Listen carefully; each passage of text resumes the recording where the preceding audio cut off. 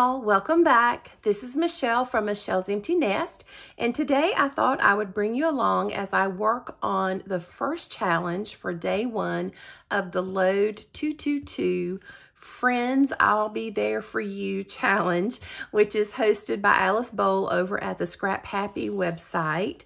It is a membership site, but you can opt in just to take part in Load a couple times of the year without being a member. But there's always some kind of event going on throughout the year, fun things happening. There's things on a weekly and a monthly basis on a smaller scale. So I feel like I definitely get my money's worth for what is being produced over there at Scrap Happy. And they do this load challenge, lay out a day a few times a year. And so in February, of this year, the theme is Friends. I've never seen a single episode of the TV show, but that doesn't matter. It just means that the prompts are based off of something from the story or the characters of the TV show, but you interpret it any way you want.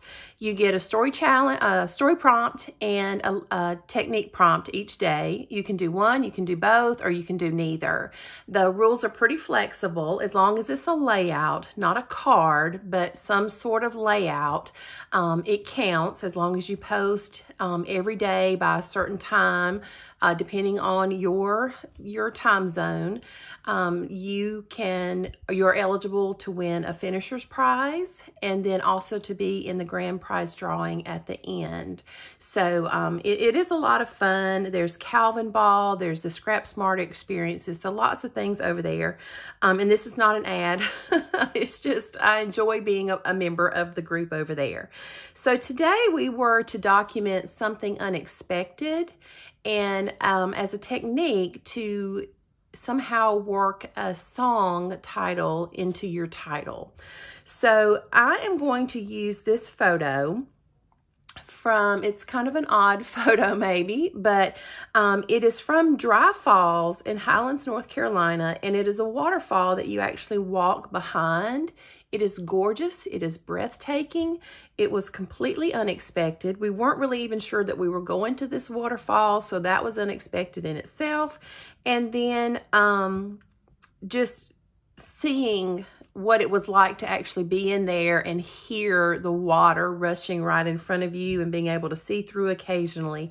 So it was just a very fun experience. So that's what I'm going to do. And I'm going to work the title from the TLC song Waterfalls somehow into my title. So I have a few things already prepared, or not prepared, but selected to kind of make the process a little faster. And also I am still getting over COVID, so that's why my voice is still a little scratchy, so you'll have to bear with me there. I am feeling a little better every day, but there's still just that lingering cough and sinus stuff going on, and so it's just a long healing process for me. So I am going to go ahead and get you put on fast forward and pull in the things that I've already selected, and we'll get this one put together. I don't think it's going to be too difficult. I'm keeping it pretty simple, and we'll get it done. So let's do it. Okay, so I'm showing you there that I already had a mat on the back of my photo, and that was from one of the 12 by 12 papers from the Vicki Boutin Let's Wonder collection. That's where all of this except for the background paper came from. It's also a Vicki Boutin paper, but it's like a watercolor paper, and it was in a pad where there were maybe like 2 or 3 of each design, like a normal, paper pad, but they were all these mixed media type backgrounds where you could just, add your stuff on top and the mixed media is already done. So I thought this one with the green and the yellow and the blue really tied in well with the colors of my photo. And so I'm using that, and I roughed up the edges there, and I decided I want to put some foam, just like craft foam from probably Walmart or the Dollar Tree, on the back to just give a little bit of lift between my photo and that first mat and then the second mat, which was from a 6x8 paper from Vicki Boutin, same collection. And again, I just thought the colors and of course the water motif worked really well. So I'm attaching that down with my Bearly Arts Precision Glue. I love that glue. It's my favorite liquid glue of the moment. So I searched through and found that tag that I had already stamped, that circle on the bottom. It says adventure, bring it on, oh yeah, make it happen, love travel. I think that might have been an Allie Edwards stamp. I'm not 100% sure on that. But I had stamped them for something and didn't end up using it. So it, again, worked perfectly with the colors. And we were on vacation when we went to this waterfall, which, by the way, is Dry Falls in Highlands, North Carolina, and you walk behind it. It is gorgeous. You can feel the mist. You can hear the roar of the water. It's unlike anything else. It was just amazing. So if you are ever in the area and you see a sign that says Dry Falls, pull over in the little parking lot, walk down to the little area where they have this walkway built for you, and go around behind this waterfall. You won't regret it, I promise you. So I'm just getting a couple of ephemera pieces put into place, and you see that I created a little pocket for my tag by just using that 1-inch foam tape on 3 sides. And when I get done and get ready to put this into the layout, I will slit the top, or slit in the middle of my layout where this tag needs to pull in and out from. And I think I mentioned at the end that if you'd like for me to show you how I do that, if you've not seen that before, and you may have, but if you haven't, let me know in the comments. I'd be glad to show you the next time I do one where I need to be able to pull an interactive element in and out. I will certainly show you that part on video. So I'm using these new little they're foam pads, little circle foam pads, but they have a little tab on them, so it makes getting the backer off of the foam circle so much easier. It is unbelievable. I got them from Scrapping in the City, which is a real-life scrapbooking store in Tennessee. I am fairly certain. I've never been there. I'd like to go. It's about 4 hours from me, and I think it would be worth the drive. I've never been to a real scrapbook store before, so you see me using a combination of those foam pads as well as the liquid glue. I like to do that because it gives me just a few seconds of wiggle room to kind of, you know, just make sure I have everything in place where I want it before the glue dries and the foam pad is stuck down for good.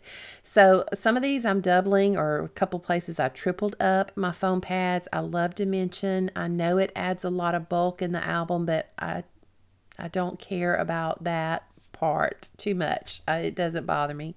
So I decided to use this green. I don't know, maybe it's organza. I'm not really up on my ribbon or fabric types, but I think it might be organza or something like that. But I thought the green color was really pretty and kind of pulled some of that darker green up to the top. And I was tempted to just cut it off, but I kept going, and I finally got enough room in there to actually make a bow. So I get the bow made, and you see I've gone and written my journaling off camera there, and there's nothing you know, that needs to be hidden. I just like the look of pages without journaling a lot of the time. And so it's just kind of like a personal preference. And so that's what I do often, is just do some hidden journaling. So I'm using 2 different thicker fonts. The top up there is a green color, and it says Go Chasing. I wanted to do Let's Go Chasing, but it didn't quite fit, and I didn't have an apostrophe. And it's a play on waterfalls, where in the song they say, don't go chasing waterfalls. So, but Go Chasing Waterfalls works just the same. So I'm putting today's date, and then on the journaling, I'm going to go back and do October of 2021 and just leave the number of the day off to notate when we were there. And that finishes me up. Okay, y'all, that is where I'm going to call this one done. Left it pretty simple for me. No additional splatters. You know, this was already on the background, a pre-made background from Vicki Boutin. So nothing additional there, no enamel dots, no Nuvo drops, no extra bits and bobs. But I think it's okay since the photo is kind of plain, maybe would be the word. I mean, it's not like super bright and colorful, full of people or you know, whatever. I wanted the focus to be on it and on the waterfall itself. And so I think by just kind of keeping my embellishments close to the center, and not doing a lot of other things to draw your eye out of, you know, where the photo is, I think it kind of keeps the focus there. And I love to do hidden journaling, not because there's anything that doesn't need to be seen. Number one, I like interactive things. And number two, sometimes I just don't want to ruin the front of my layout by writing on it. I just really like the aesthetic without having journaling a lot of the time, not all the time. And then I will cut my page protector so that this will slip right in and out. If you'd like to see how I do that, I'd be glad to do a video, include that in a video the next time I do something where the page protector needs to be slit so that you can easily access the journaling without having to take the whole page out of the page protector. So, I'm happy with how this one turned out. I love dimension and texture. I know it adds a lot of bulk in my albums, but I'm perfectly okay with that. And so I'm happy with how quick and simple this one turned out. So I'm going to end the video here. Oh, let's read the journaling real quick. It's very short. It says, the beauty of Dry Falls in Highlands, North Carolina was totally amazing and unexpected. I'm so glad we decided to pull off the road and trek down the path. So worth it.